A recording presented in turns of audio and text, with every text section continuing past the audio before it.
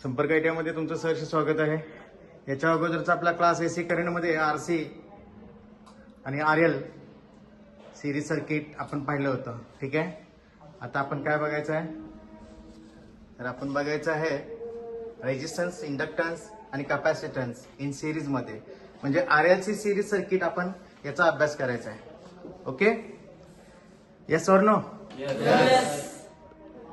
तर RLC series circuit मध्ये याचा आपण अभ्यास करत असताना एक गोष्ट लक्षात ठेवायचं की आरएलसी सिरीज सर्किट मध्ये काय बघायचं आपल्याला, टोटल पॉवर कशी काढायची. बरोबर आहे का?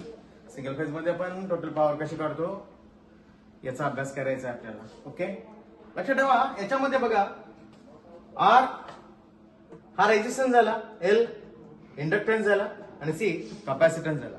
बरोबर आहे का? तिन्ही साखळी प्रमाणात जोडलेलं आहे, म्हणजे काय, सिरीज मध्ये जोडलेलं आहे. रेजिस्टन्स, इंडक्टन्स आणि कॅपॅसिटन्स तिन्ही काय जोडलेलं आहे, सिरीज मध्ये जोडलेलं आहे. म्हणून याला काय म्हणलं आपण, आरएलसी सिरीज सर्किट.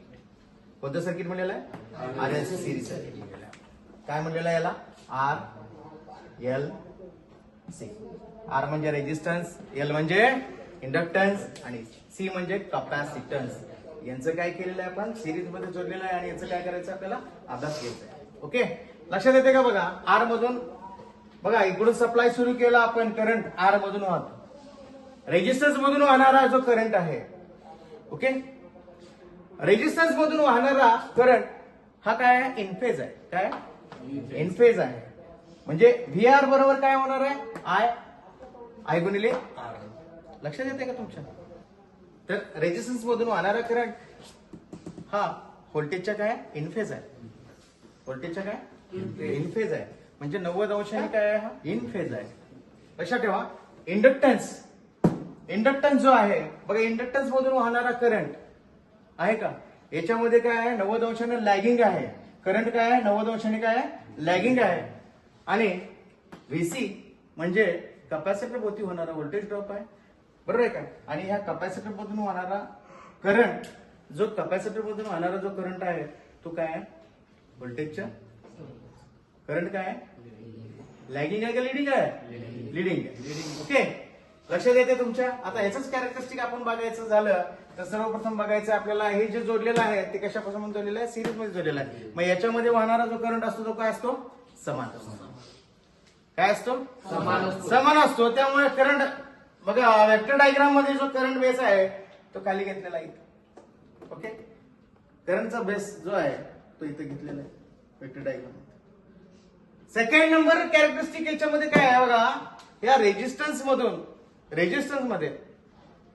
रेजिस्टन्स गुणिले करंट, रेजिस्टन्स गुणिले करंट म्हणजे आय गुणिले आर, आय गुणिले आर इतकं काय होतं, व्होल्टेज ड्रॉप होतो, व्ही आर होतो. बरोबर आहे का? म्हणजेच काय, व्ही आर बरोबर काय होणार, मग व्ही आर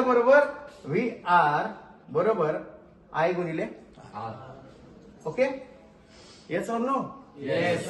ठीक आहे. सेकंड बघा, इंडक्टन्स मधून वाहणारा करंट आपल्याला बघायचा आहे. काय बघायचं आहे, इंडक्टन्स मधून वाहणारा करंट जो आहे तो 90 अंशांनी काय आहे, लॅग आहे. काय याच्यामध्ये, लॅगिंग आहे याच्यामध्ये. म्हणून व्ही एल बरोबर आय गुणिले x L.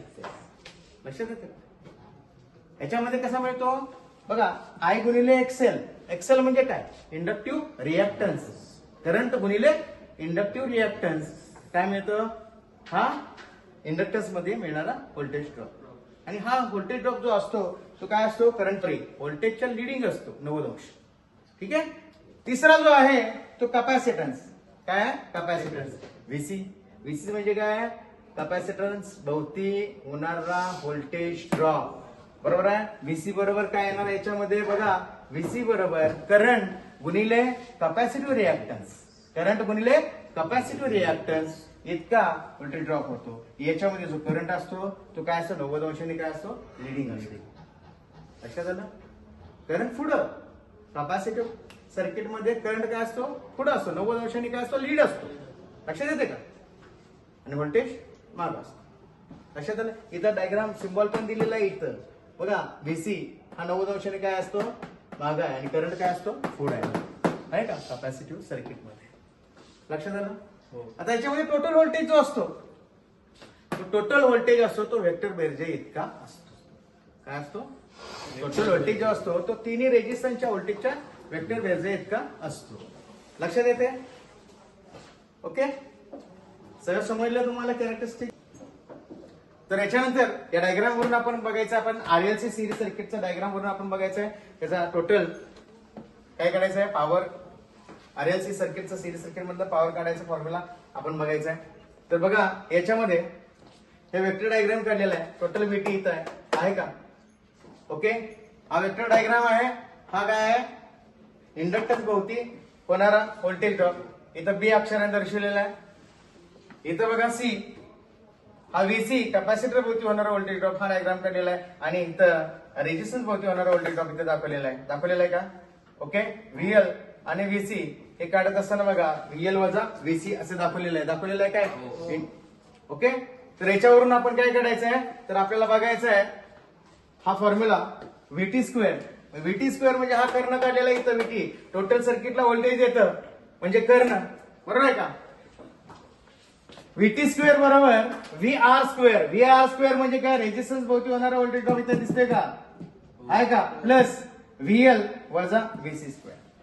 V R square बरोबर व्हीएल वजा व्हीसी इथे घेतलेला आहे त्याचा स्क्वेअर घेतलेला आहे का?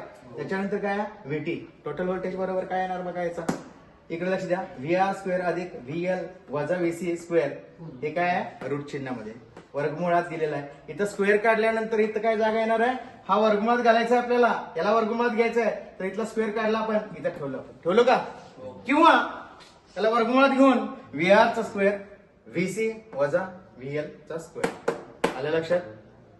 हा पॉइंट लक्षात आला का तुम्हाला? सेकंड पॉइंट बघा इथं व्हीटी घेत आहे आपण. बघा व्हीटी बरोबर याचा अर्थ काय होतो, व्हीआर. टोटल व्हीआर म्हणजे काय झाला, आय गुणिले आर चा स्क्वेअर.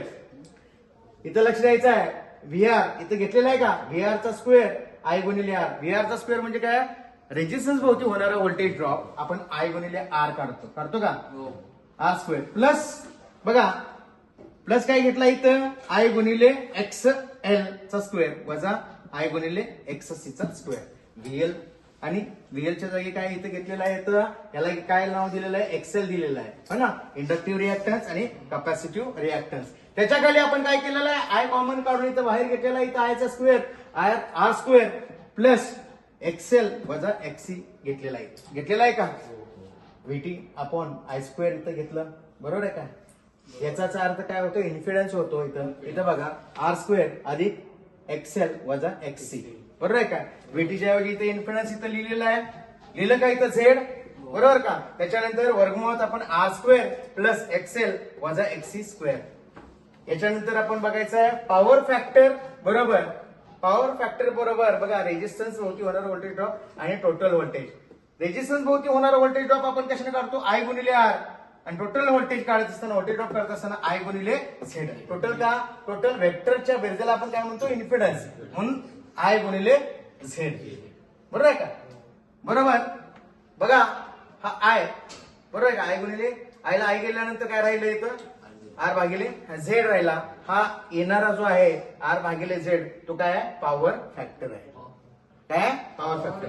म्हणून टोटल पॉवर काढत असताना आरएलसी सिरीज बरोबर पी बरोबर व्ही गुणिले आय गुणिले कॉस थीटा म्हणजे पॉवर फॅक्टर हे काढण्यात आले.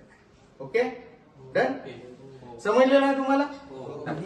नमस्कार. आजचा हा आमचा व्हिडिओ आवडला असेल तर कमेंट करा, लाईक करा, शेअर करा, बेल आयकॉन वाजवायला विसरू नका. धन्यवाद.